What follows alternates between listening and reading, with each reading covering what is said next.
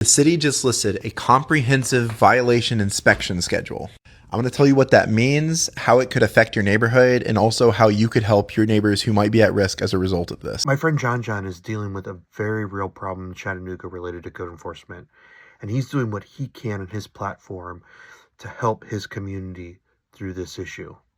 As someone who's managed code enforcement departments and overseen the process, what I can tell you is that this entire process really sucks. There are no winners in the code enforcement game because the only tool code enforcement officers have is a really big stick. While we look at all of these cases, the majority of the citations are targeted at people who are already struggling. It doesn't matter how many fines that are issued, how many postings on properties. If you're somebody that's struggling, this is just another weight on your back of all the other issues that are occurring in your life. What I've learned during code enforcement is that when you dig a little bit below the surface, you'll find that a code case is never about tall grass. It's all about many other issues that have nothing to do with tall grass or trash in the yard. I had to get really creative when I was working with my communities that I served to incorporate code enforcement in a broader community enhancement program. This just couldn't be a punitive process.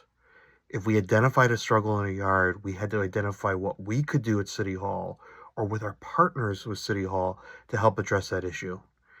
We mobilized churches and volunteers to help clean up yards.